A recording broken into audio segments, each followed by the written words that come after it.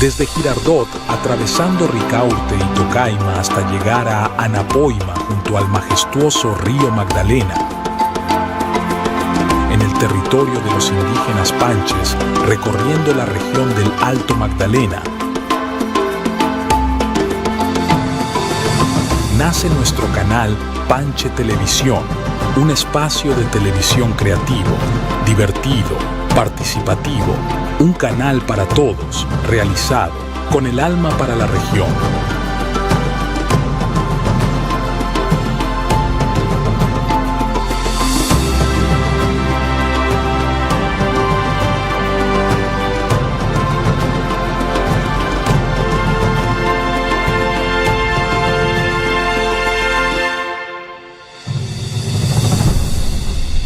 Panche Televisión, con el alma para la región.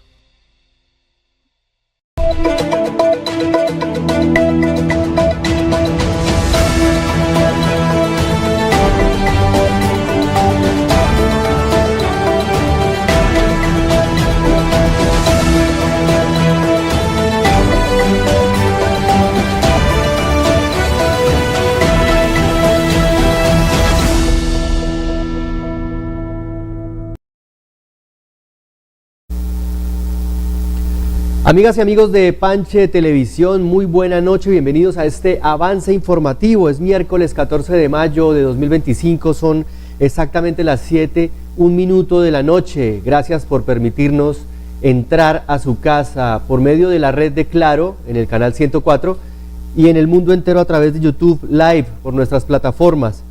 Estamos en este avance informativo porque hay información de último minuto, de última hora. En Colombia hay una conmoción debido a que efectivamente hoy era el día en el que el Senado de la República tenía como tarea discutir, debatir y decidir acerca de la propuesta de consulta popular emitida por el gobierno nacional en cabeza del presidente Gustavo Petro, que ustedes lo vieron también por Panche Televisión. El pasado 1 de mayo fue consignada ante la Secretaría General de este organismo de la Cámara Alta del Congreso de la República de Colombia, y pues les contamos que el día de hoy se ha hundido la consulta popular. La información ya se encuentra en todos los medios de comunicación en nuestro país y ustedes podrán encontrar más detalles en nuestro resumen informativo del próximo fin de semana, pero mientras tanto queremos contarles y adelantarles que sí, la consulta popular se ha hundido y en el Senado se discutió que no se llevaría a cabo. Esta votación fue de un total de 49 votos por el no y 47 votos por el sí. De esta manera, efectivamente les confirmamos aquí desde Panche Televisión, y como ya se está viendo en todos los medios de comunicación del país y también a nivel internacional, que no habrá consulta popular. Ahora, las reacciones alrededor de esta decisión de la Cámara Alta del Congreso de la República no se dieron a esperar, y hubo bastante polémica, controversia, hubo mucho rifirrafe allí en el Senado e incluso acciones y reacciones airadas de una y otra parte. La que más se destaca es la reacción del ministro del Interior, Armando Benedetti, que muy aireado protestó por la decisión del Senado. Algunas otras voces, como la de la congresista Clara López, también mencionan que hubo un fraude alrededor de la decisión, por cuanto se vieron allí algunas situaciones algo irregulares, según ellos, en ese momento de la votación. Pues había un voto que era por el sí y terminó siendo por el no. Sin embargo, la sesión se terminó y la decisión está tomada, no habrá consulta popular. Otro aspecto a tener en cuenta durante este proceso de la votación en el Senado de la República por la consulta popular es que hubo un gran debate alrededor de un punto de orden en el día, y era la discusión en primera instancia de la reforma laboral, que también ustedes lo recordarán, fue introducida por algunos integrantes del Partido Liberal, entre ellos el congresista Pinto, que propuso una llamada mini reforma laboral en competencia con la consulta popular, y también era tema de discusión hoy en el Senado de la República. El punto de orden en el que algunos congresistas del Pacto Histórico y sus aliados estuvieron de acuerdo en discutir era si se tomaba primero en consideración el punto de la reforma laboral o si se discutía y se debatía primero la aprobación de la consulta popular. Ante eso hubo bastante diatriba y la decisión fue que se iba a debatir primero sobre la reforma laboral, y esto generó también bastante controversia al interior de la Cámara Alta, porque el orden en el que se discutieran y se debatieran los dos procesos iba seguramente a determinar lo que iba a pasar en adelante, y efectivamente así fue, porque al discutir primero la posibilidad de una reforma laboral y luego de que se propusiera lo que se llamó una apelación a esta reforma laboral y que fuera negada,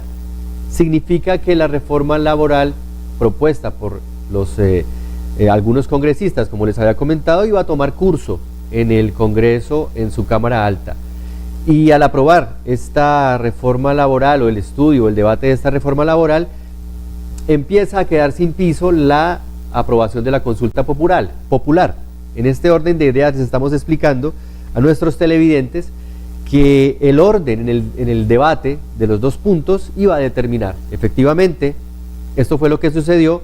Las reacciones no se dieron espera dentro del gobierno, y una de ellas, obviamente la más esperada, es la del presidente Gustavo Petro, que en su cuenta de X, junto a la foto de blandiendo la espada de Bolívar, ese pasado 1 de mayo, allá en la Plaza de Bolívar, ustedes lo recordarán muy bien, menciona en su cuenta de X: ahora con tranquilidad, pero sabiendo que los derechos no se mendigan, le corresponde al pueblo reunirse en cabildo en todos los municipios de Colombia y tomar la decisión que corresponde a la respuesta al Senado de la República. Personalmente me reuniré, dice el presidente Petro en su trino en la red X, con el Cabildo Popular de la ciudad de Barranquilla. Allí escucharé la decisión popular como jefe de las fuerzas militares de Colombia y presidente legítimo de la República, y acataré la decisión de los cabildos populares de todo el país. Ni los derechos se mendigan, ni se acalla al constituyente primario.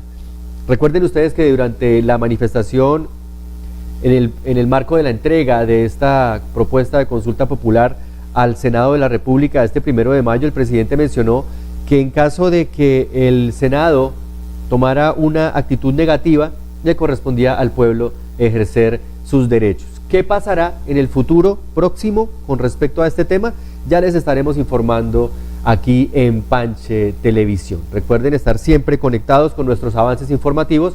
Y ahora pasamos a otro tema de gran relevancia para el día de hoy, y fue el lamentable pero no inesperado fallecimiento del expresidente de Uruguay, Pepe Mujica, un personaje realmente influyente entre el pueblo latinoamericano e incluso a nivel mundial, ya que fue una figura pública muy particular, no solamente por el legado que como político deja a todo el pueblo latinoamericano, sino porque además siempre abanderó una forma de vivir muy particular, muy humilde, y esto llevó un mensaje sorprendente de coherencia a toda la Latinoamérica. Hoy despedimos a el viejo querido, como lo llaman sus seguidores, que fallece a sus 89 años de edad, y aquí en Panche Televisión queremos rendirle un homenaje. Ahora vamos a presentarles una idea de lo que fue el funeral que le otorgó el gobierno del Uruguay a esta figura política que dejó un gran legado para las nuevas generaciones, a pesar de sus 89 años a los que se despide en este momento. Y vamos a pedirle a nuestra mesa de apoyo que por favor proyecte las imágenes del funeral. Este es un desfile. Aquí ustedes pueden observar cómo un país pequeño, de más o menos unos 3,5 millones de habitantes, se vuelca a las calles para despedir a su viejo querido. Es un protocolo que solamente se habilita para los presidentes de la República, para despedir a grandes personalidades. El presidente Pepe Mujica fue llevado así con honores hasta el Palacio de la Asamblea Legislativa, en donde descansará, y aquí lo podemos ver, durante todo el día de hoy y hasta parte del día de mañana. Estará allí recibiendo a todas las personas que lo quieran ir a despedir. Ahí está su esposa, su gran compañera de vida, sus familiares y amigos, y desde aquí, desde Panche Televisión y en nombre del pueblo colombiano que se identifica con su ideal, le extendemos ese abrazo solidario. Y como les decía, no es inesperada la partida de este gran líder, que a pesar de estar al frente de un país tan pequeño como lo es el Uruguay, sí estableció una huella que será imborrable en muchas generaciones, por las decisiones que tomó, por el camino y el rumbo que le dio a la política latinoamericana, y también de esta manera influyó durante mucho tiempo en los destinos de lo que fue la política en Latinoamérica. Recordemos que su presidencia, que fue también durante esa época en que florecieron unos liderazgos progresistas en Latinoamérica de la mano de los primeros gobiernos de José Ignacio Lula da Silva. También en esa época estuvo la presidencia de Hugo Chávez, en ese entonces Cristina Fernández de Kirchner, y se configuraba allí un eje progresista en Latinoamérica. Pues una de las primeras reacciones al fallecimiento del expresidente Pepe Mujica fue la del primer mandatario precisamente del Brasil, Luis Ignacio Lula da Silva. Allí les vamos a mostrar en segundos en la cuenta de X del presidente Lula da Silva. Comenta, yo les voy a hacer la traducción aquí simultánea: amanecí en Pekín con la triste noticia de que Pepe Mujica partió hoy, dejándonos llenos de tristeza, pero también de muchos aprendizajes. Su vida fue un ejemplo de que la lucha política y la ternura pueden ir de la mano, y de que el coraje y la fuerza pueden ir acompañados de humildad y desapego. En sus casi 30 años de vida, Mujica combatió con fervor la dictadura que en su día existió en su país, defendió como pocos la democracia y nunca dejó de luchar por la justicia social y el fin de todas las desigualdades. Su grandeza humana traspasó las fronteras de Uruguay y de su mandato presidencial. La sabiduría de sus palabras se convirtió en un verdadero canto de unidad y fraternidad para América Latina, y su forma de comprender y explicar los desafíos del mundo actual seguirá guiando a los movimientos sociales y políticos que buscan construir una sociedad más igualitaria. Que el amor que Mujica siempre entregó al pueblo le sea ahora devuelto a la querida Lucía Topolansky, a sus familiares, amigos y compañeros, y que el consuelo llegue pronto a sus corazones. Ahí lo podemos ver, es la reacción del presidente del Brasil, Lula da Silva, quien mostraba también allí una colección de fotografías, dando a entender su identificación con este gran líder latinoamericano. La presidenta de México, Silvia Sheinbaum, también reaccionó en su cuenta de X, y aquí también les vamos a mostrar cómo fue en esta red su despedida para el exmandatario uruguayo. Vamos a ver en segundos aquí también la imagen, ahí la tenemos, es la cuenta de X de la primera mandataria del país norteamericano, es México. Publicó esta foto en su cuenta de X y la acompañó con el mensaje: lamentamos profundamente la muerte de nuestro querido Pepe Mujica, ejemplo para América Latina y el mundo entero por la sabiduría, pensamiento y sencillez que lo caracterizaron. Externamos nuestra tristeza y pésame a familiares, amigos y al pueblo del Uruguay. Un mensaje desde México para el pueblo uruguayo y el pueblo latinoamericano, que de esta manera es entregado a través de las cuentas como reacciones ante el fallecimiento, la partida física de José Pepe Mujica. Y también otra de las reacciones, de las más esperadas en redes después del fallecimiento de Pepe, fue la del presidente de Colombia, Gustavo Petro, quien también en su cuenta de X, que tiene a la búsqueda de Pepe Mujica también cronológicamente varias publicaciones identificándose con este mandatario latinoamericano, le dio su despedida. Vamos a ver en pantalla el post del presidente Gustavo Petro. En minutos allí lo tenemos, nuestro director nos lo va a presentar, y precisamente allí podemos ver que el presidente Petro escribe: ha muerto Pepe Mujica, el gran revolucionario, el presidente de Uruguay, adiós amigo, ojalá América Latina algún día tenga himno, ojalá América del Sur se llame algún día Amazonía. Hoy creo firmemente que el proyecto de integración de América Latina pasa por construir, como la nación europea, una unión gran colombiana, que en el corazón de América Latina y el Caribe, paso decisivo a la integración.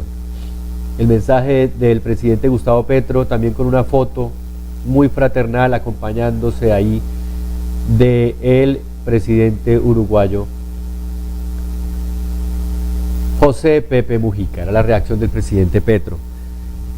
Muy bien, una figura realmente influyente, el expresidente José Pepe Mujica, quien vivía en una chacra denominada así en Uruguay, llamada, como aquí podríamos decirle en Colombia, una finca, con una vida muy humilde al lado de su esposa y compañera, también exguerrillera como él, una persona que estuvo durante más de 14 años en una situación bastante precaria, preso de la dictadura en ese entonces en el Uruguay, que también, como Argentina, como Colombia, como otros países, vivieron épocas de dictadura bastante brutales. Y el presidente José Pepe Mujica, después de sufrir bastante durante años de represión, logró llevar una vida política de coherencia, de austeridad, y con ese mensaje llegó a la presidencia de la República.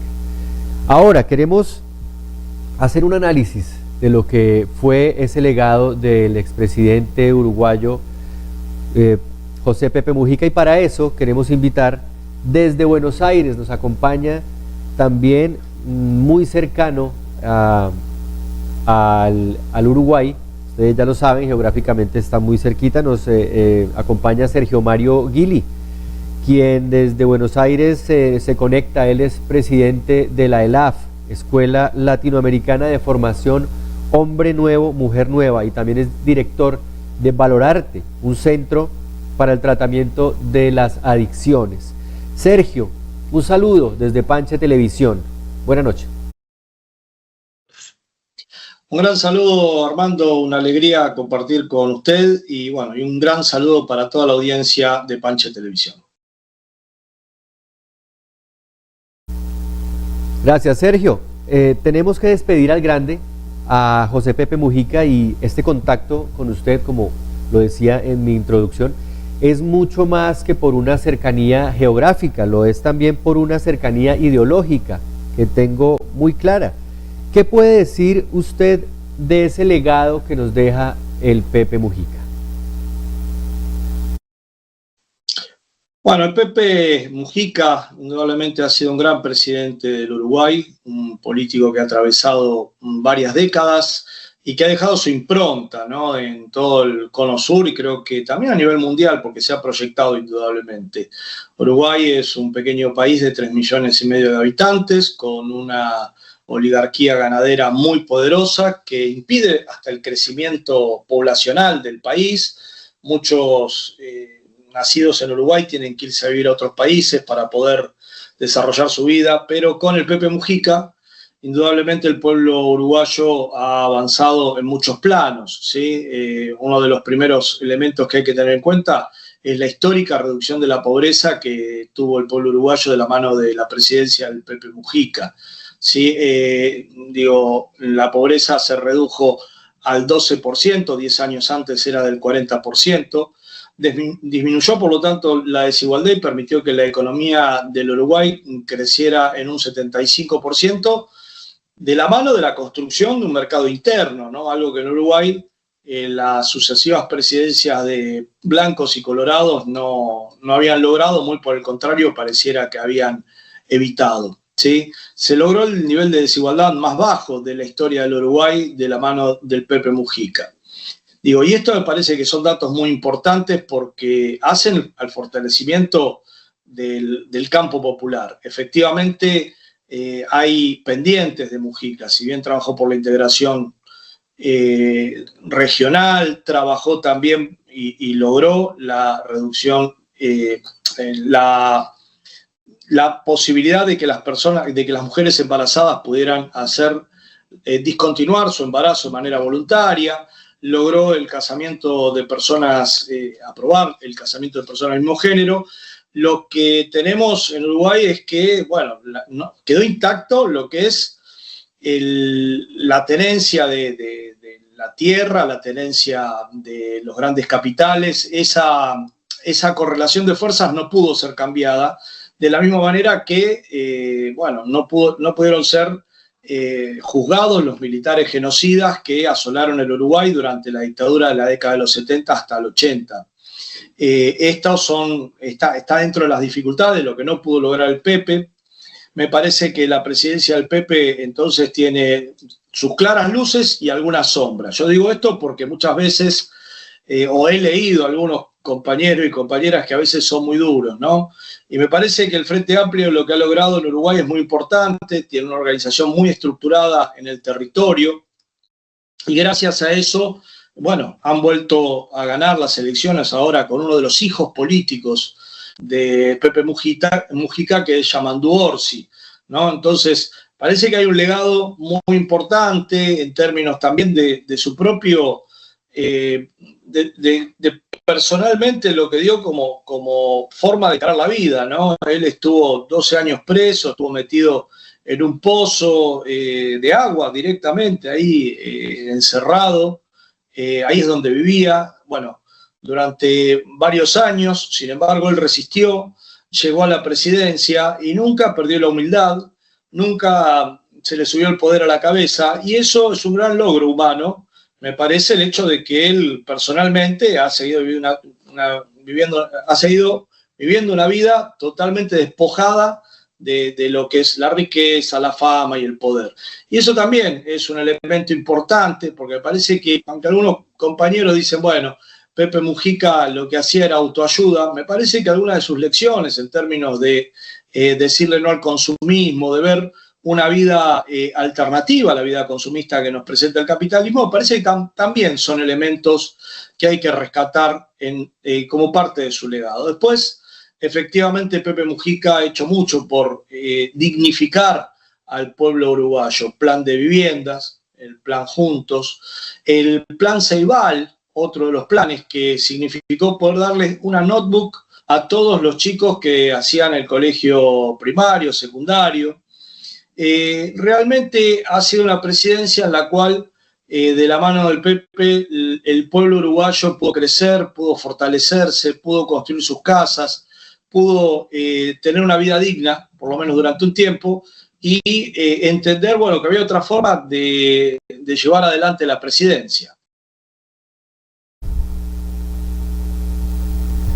Efectivamente, muy interesante el tema, Sergio. Muchas gracias por esa reflexión. Y ahora quiero llegar a un punto, y es que esa forma de ser de Pepe Mujica, también sabemos que efectivamente él donó el 90% de su sueldo durante su mandato presidencial, y eso sumaba más o menos unos $500.000, y eso lo donó a una organización que se encargaba de la construcción de casas para las personas más pobres en el país.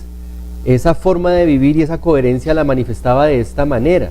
¿Qué mensaje nos da eso, sobre todo en un país como Colombia, en el que hemos intentado tanto en el Congreso hacer ver que el salario que se están ganando los políticos tal vez no es el más justo, y al llegar a ese salario realmente justo se truncan esos deseos del pueblo?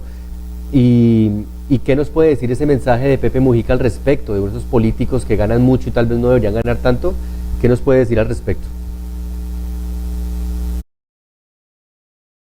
Yo creo que Pepe Mujica en ese sentido formaba parte de su ideario, de su forma de ver la vida, y me parece que efectivamente en grandes capas del pueblo esto tiene su efecto, porque efectivamente ningún presidente uruguayo que haya fallecido tiene las pompas fúnebres que tiene hoy el Pepe Mujica. Es un auténtico líder popular, es un líder que ha sabido captar el nervio íntimo de las masas populares uruguayas, y esto formaba parte de eso, su desprendimiento al plan Juntos, precisamente el plan de viviendas, donde él donaba casi todos sus honorarios por su cargo de presidente, ¿no?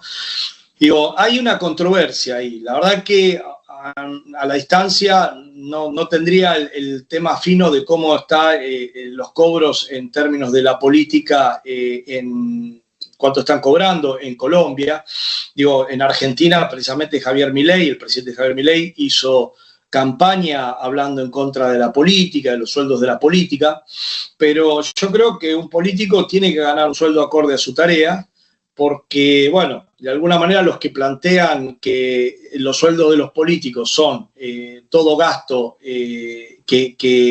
digamos, y lo repudian como un gasto innecesario, en realidad lo que quieren es políticos muchas veces que estén pagados por sus propios dueños, ¿no? Por las grandes empresas, y que el político no tenga la posibilidad de moverse, de tener su propia capacidad de movimiento, su propio dinero como para poder generar política, entre otras cosas, y esto también es contraproducente. Yo creo que efectivamente los pueblos pobres, cuando ven políticos ricos, esto termina generando una fricción. Pero por el otro lado, también hay, y aquí en Argentina lo vivimos, cuando Milei hacía propaganda diciendo nosotros vamos a acabar con el sueldo de los políticos, en realidad estaba hablando de un 0,5% del Producto Bruto Interno del país, y las grandes fortunas del país, las que realmente, estoy hablando de la Argentina ahora, ¿no?, se llevan la parte del león de lo que es el Producto Bruto Interno. Bueno, ahí hay mucho más del Producto Bruto Interno que en los sueldos de los políticos. Digo, dejo la controversia ahí, mi estimado Armando, porque, bueno, me parece que cada país tiene que verlo, pero tengamos en cuenta esto, que aquí en Argentina por lo menos fue una agitación de los sectores de derecha. ¿Pudo haber sido Pepe Mujica funcional a esto? Bueno, yo creo que no, por múltiples motivos, fundamentalmente por lo que hizo con el Uruguay y cómo demostró que desarrollando el mercado interno la gente podía vivir bien y la economía podía crecer, con lo cual fue un claro mentiz a las ideologías neoliberales, ¿no? Pero el discurso antipolítica, por lo menos en nuestro país, en Argentina, está muy instalado, y uno de los puntos que atacan es esto: los políticos ganan mucho, tienen que ganar menos.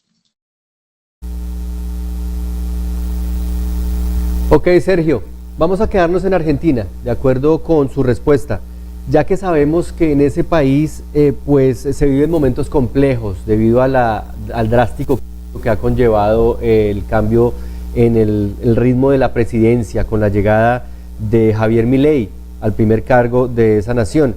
Entonces me pregunto qué tan difícil sería contrastar las ideas de estas dos personalidades latinoamericanas, la de Pepe Mujica y la de Javier Milei, ya que los dos, como común denominador en sus discursos, hablan mucho de la libertad. Bien, creo que hoy que se está yendo el Pepe Mujica podemos reflexionar acerca de la libertad, porque, bueno, grandes pensadores dijeron, ¿libertad para quién?, ¿no? Es lo primero que te tenés que preguntar. Entonces, Pepe Mujica nos mostró lo que es la libertad para el pueblo, que es el beneficio económico, la posibilidad de que los sectores populares crezcan en el espacio de la torta de lo que es el Producto Bruto Interno Nacional. Esto en Uruguay pasó, y la gente fue más libre porque al tener trabajo, al poder tener capacidad de compra, los uruguayos pudieron, entre otras cosas, construirse su vivienda, los niños pudieron tener, y las niñas, su laptop, el pueblo uruguayo creció en todas las dimensiones, y la auténtica libertad, por lo tanto, es la libertad que construimos entre todos. Aquella idea de que mi libertad termina donde empieza la libertad del otro, nos hace ver al otro como un límite a la libertad propia, y esta es la idea con la cual Javier Milei se encaramó a la presidencia, una idea individualista, una exacerbación del individualismo en toda la ideología de Javier Milei, es lo que hoy se profesa en Argentina, y lo estamos pagando, el pueblo argentino está pagando duramente, los pensionistas, creo que le dicen ahí, los jubilados aquí, que son la gente de la tercera edad, no puede comer las dos comidas al día con la jubilación que se les paga, han dejado de comprar los medicamentos. Los días miércoles es cuando se juntan frente al Congreso, en las inmediaciones del Congreso, para protestar por las magras jubilaciones que reciben, y son golpeados con los escudos de la Guardia de Infantería, gaseados con unos gases que son en otros países catalogados como arma de guerra, que lastiman severamente las córneas y hasta hacen perder parte de la visión. Esto es lo que está viviendo hoy Argentina, un país donde todos los meses cae el consumo, donde las pequeñas y medianas empresas cierran. Bueno, entonces la libertad que proclama Javier Milei es la libertad de los ricos para expoliar al país, la libertad de los poderosos para hacer lo que quieran, mientras los pobres cada día viven una vida más miserable. Esto es lo que está haciendo la concentración de la riqueza, la destrucción del aparato productivo de la Argentina, todo lo contrario a lo que hizo el Pepe Mujica, que precisamente lo que hizo fue hacer crecer al pueblo uruguayo. Javier Milei, en este caso, en 180 grados, en las antípodas de Pepe Mujica, dice que la justicia social es una aberración y precisamente lo que está haciendo es destruir las condiciones de vida de las grandes mayorías. Entonces, cuando decimos libertad, nos tenemos que preguntar ¿para quién? ¿Para las grandes mayorías?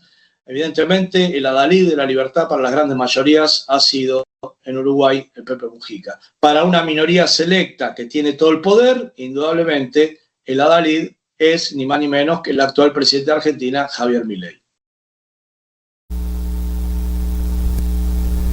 Gracias, Sergio. Sí, complejo. Y vamos a entrar ahora a un tema, le propongo un poco más, llamémoslo polémico, porque uno de los legados más importantes que dejó el presidente Pepe Mujica, bueno, fue importante para algunos que estén interesados en el tema y algunos otros tal vez no tanto, pero tal vez lo que lo hizo más viral, por decirlo de alguna manera, al expresidente Pepe Mujica en su momento de tomar estas decisiones fue la legalización de la marihuana y haber podido implementar esta política en su país. Entonces, esto nos toca mucho, sobre todo en esta conversación, porque usted es director también de una institución que se dedica al control de las adicciones. Además de la Escuela Latinoamericana de Formación de Hombre Nuevo y Hombre Nueva, también usted está como psicólogo, hay que decirlo, en una institución que se dedica por este problema de la salud pública. Entonces, ¿usted qué tendría para decirnos acerca de las declaraciones que algunas veces ha dado en público el expresidente Mujica en su momento, de que esta legalización de la marihuana en su país obedecía más a una premisa de que el narcotráfico es el enemigo y no tanto la drogadicción? ¿Qué tiene usted que decir ahí al respecto? Bueno, es complicado porque efectivamente lo que hizo Pepe Mujica fue entregar el gerenciamiento de la legalización de la marihuana al Open Society Institute, la fundación de George Soros, que precisamente es la que a nivel mundial mueve estas matrices de opinión, genera organizaciones no gubernamentales que avalan esta matriz de opinión, y que apunta a la legalización de la marihuana. En Uruguay la legalización de la marihuana no ha tenido ningún efecto benéfico, por el contrario, ha tenido efectos bastante perniciosos. En algún congreso al que hemos ido, representantes del Uruguay nos decían que había incrementado en un 10% el consumo de cocaína después de que se liberó el consumo de cannabis. Y estaban tratando de investigar, decía quien nos decía esto en el Congreso, a ver a qué se debía. Y creo que la correlación es evidente, casi como que nos están tomando de tontos. Si uno libera, si un Estado libera el consumo de una droga, lo que está liberando, más allá de la droga en cuestión, es la posibilidad de que parte de la ciudadanía vea como algo lógico y normal que ante los problemas, las angustias, los estados de ánimo, busquemos en un químico que nos genere una sensación euforizante la solución a ese problema.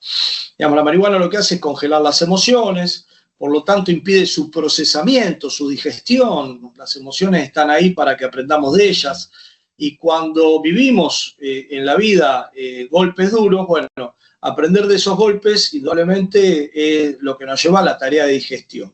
Con la marihuana nos congelamos emocionalmente, por lo tanto eso va generando en todo nuestro psiquismo una serie de distorsiones. por medio de las cuales, si en este momento lo que se busca es el placer a través de la marihuana, después en otro momento se busca a través de otra droga, y será cocaína, será crack, será pasta base. Bueno, en definitiva, las drogas de diseño, que son las que ahora están explotando en el mundo. En definitiva, si un Estado dice que sí a una droga, de alguna manera está promoviendo el consumo de otras. Consideramos que en ese sentido, el ejemplo de Suecia está en las antípodas, y este es uno de los puntos donde lamentablemente tenemos que decir que el PP se equivocó. Suecia dijo que la vida con drogas, Estado sueco, ¿no?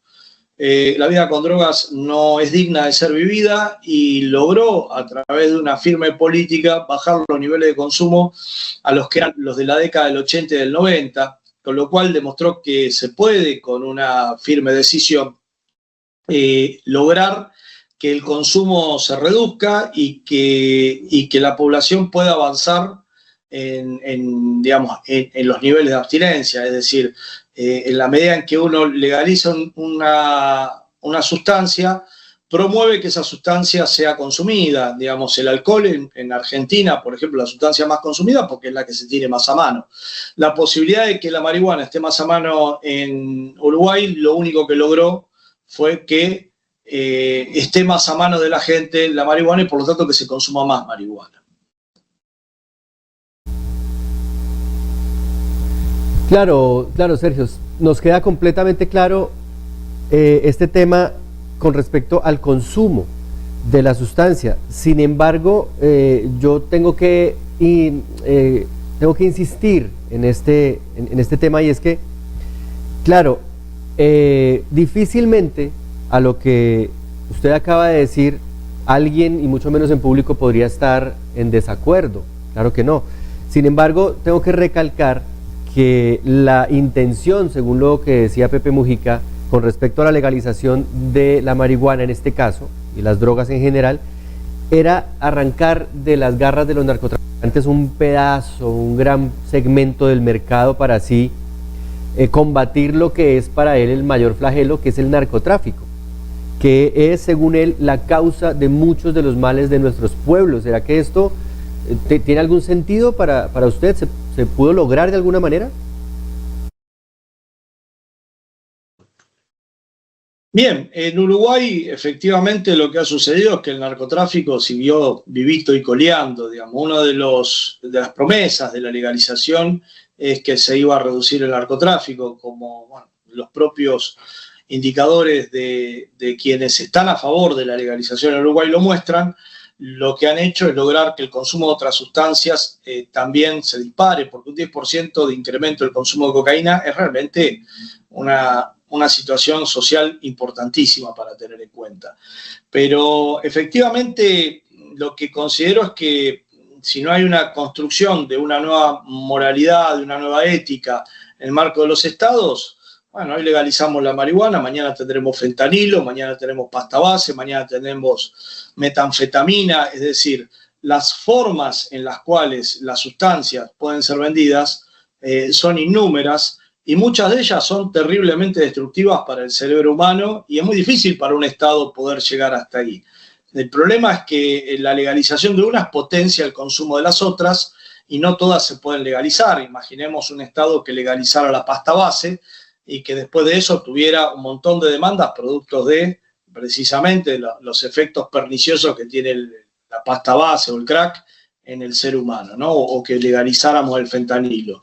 Es muy difícil de legalizar, tiene muchas consecuencias negativas y forma parte también de una escalera donde, por lo menos en Argentina, la historia clínica clásica es: empecé por alcohol, seguí por marihuana, pasé a cocaína y otras sustancias, ¿no? Entonces, si se amplía la base de usuarios, se amplía la base de abusadores, se amplía, por lo tanto, su proyección a dependientes. Digamos, básicamente lo que considero que la única política eficaz con el narcotráfico es una ética y una moral pública que haga un choque frontal, digamos, donde, por supuesto, en Colombia tiene unas experiencias negativas porque fue la derecha la que instrumentalizó esas políticas en contra del pueblo colombiano. Pero bueno, se puede hacer una lucha contra el narcotráfico desde los sectores populares, con una concepción popular, viendo una adecuada traslación de cultivos para que los campesinos, que en todo caso están viviendo del cultivo de coca, no queden totalmente arruinados. Yo considero que desde el pueblo se puede hacer, creo que es la única forma de hacer una auténtica y eficiente lucha contra el narcotráfico. Y me parece que para eso negociar no es opción.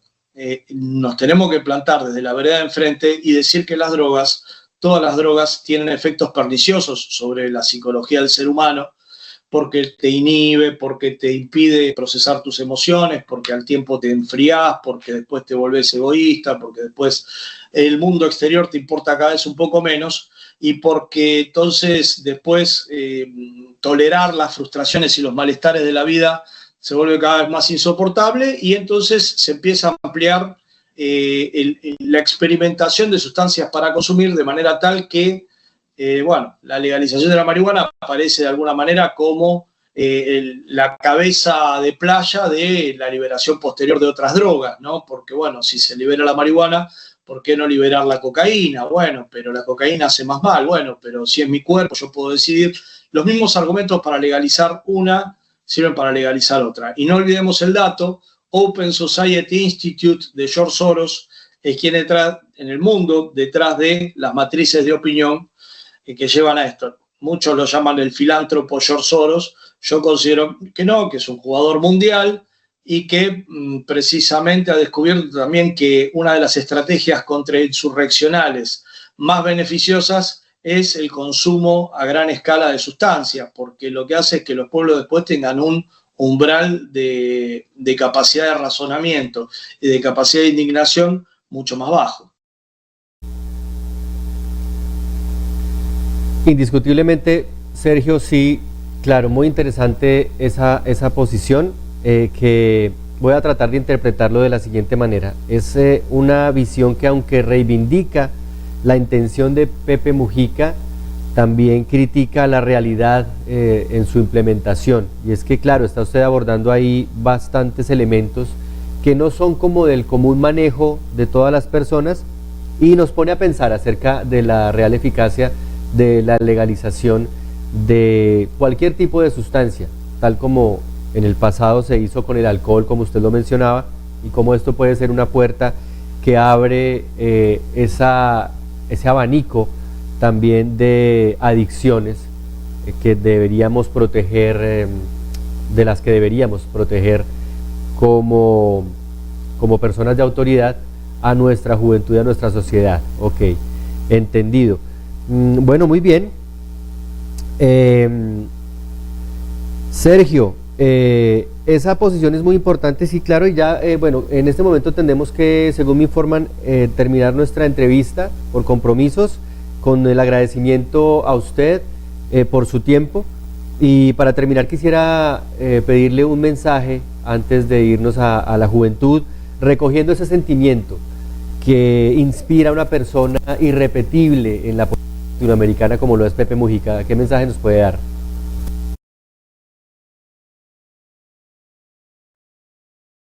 Bien, Pepe Mujica es un ser entrañable, es un líder popular.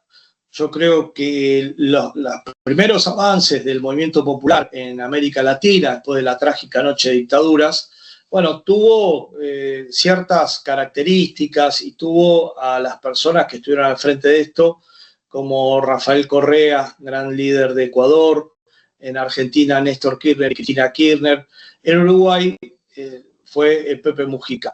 Y me parece que el mensaje para la juventud es, en muchos aspectos, seguir su ejemplo, no dejarse llevar por el consumismo, entender que hay una vida que se puede vivir realmente limpio y sano de corazón, teniendo por delante valores e ideales que tengan que ver con la solidaridad, en un mundo donde la ultraderecha hoy quiere convencernos de que ser egoísta es lo más, que por ejemplo en Argentina ha logrado captar a gran parte de la juventud.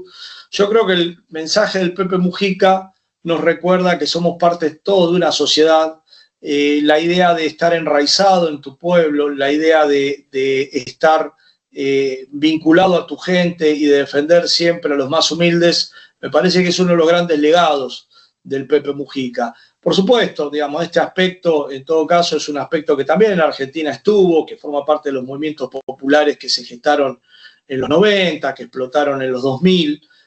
Creo que una nueva oleada va a tener que prestar más atención a los temas ideológicos y a cierta mística de lucha, de construcción y, por supuesto, a la construcción de esa ideología en las amplias masas populares. Creo que el comandante Hugo Chávez es quien más claramente desarrolló esta línea y que pudo lograr, por lo tanto, un proceso de avance popular como nunca se había visto en la hermana República Bolivariana de Venezuela, pero indudablemente dentro de todo este contexto, Pepe Mujica es uno de los grandes, se ha ido uno de los grandes, el pueblo uruguayo lo llora, era uno más del pueblo uruguayo. El pueblo uruguayo es un pueblo que tiene muy en cuenta el tema de la humildad, del respeto, el ser parte del pueblo. Ha logrado, aún en los 90, permanecer con una identidad popular muy poderosa. De Uruguay han salido cantantes como Biglietti, como Citarrosa, como Jaime Ross, todos cantantes y músicos que han hecho el canto a su tierra y el canto a la humildad una identidad, y los argentinos realmente, por lo menos una parte de los argentinos, respetamos mucho a los uruguayos precisamente por esta actitud, podríamos decir Pepe Mujiquesca, ¿no? De estar siempre del lado de los pobres, de ser humilde, de, como decía él, yo voy liviano por la vida, es decir, no dejarse atrapar por las sirenas del consumismo y por lo tanto tener una fuerte identidad enraizada en la causa de los pueblos. Pepe Mujica combatió, Pepe Mujica sufrió 12 años de encierro brutales de manos de esa dictadura terrible, y Pepe Mujica pudo vencer y pudo demostrar que se podía gobernar un país de la mano del pueblo, cuando en todos nuestros países, calculo que en Colombia debe ser lo mismo, hay grandes economistas que te dicen que se las saben todas. En realidad Pepe Mujica demostró que se podía gobernar para el pueblo y que eso no era malo para la economía nacional, sino muy por el contrario, que la economía nacional florecía cuando se desarrollaba el mercado interno de la mano de incrementar los salarios del pueblo uruguayo. Y eso creo que es un legado que el pueblo uruguayo ahora reconoce también en la última votación donde eligieron como presidente a Yamandu Orsi. Y realmente me parece que en ese sentido el pueblo uruguayo nos ha dado una gran lección por lo menos a toda Latinoamérica, ¿no? Muchas gracias. Escuchaban ustedes a Sergio Mario Guili, presidente de la Escuela Latinoamericana de Formación del Hombre y la Mujer Nueva, quien nos contactó desde la ciudad de Buenos Aires. Muchas gracias por su tiempo, muchas gracias por todas esas reflexiones.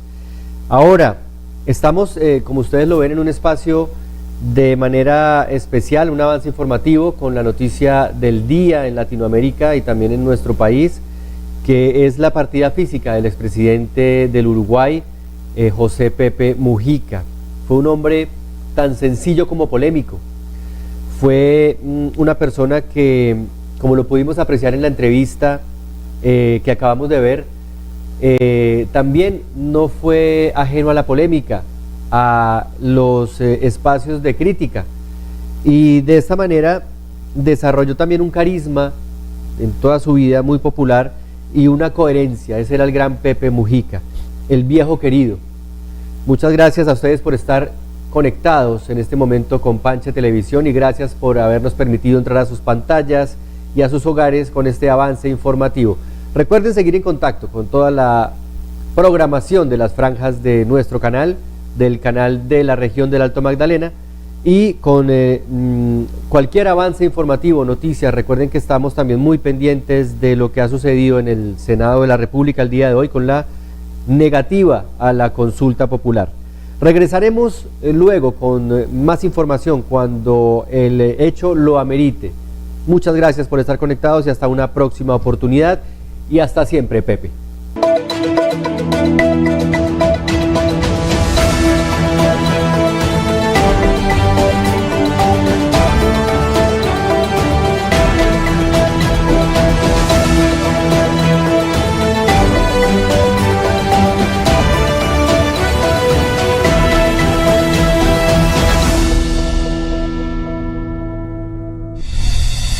Desde Girardot, atravesando Ricaurte y Tocaima hasta llegar a Anapoima junto al majestuoso río Magdalena.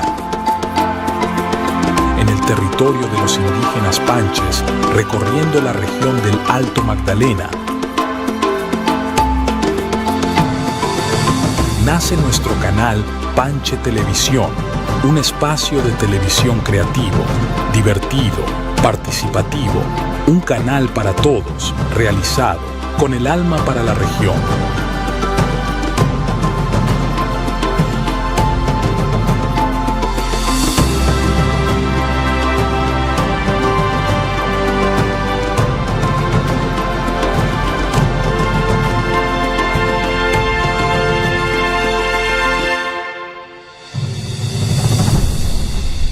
Panche Televisión.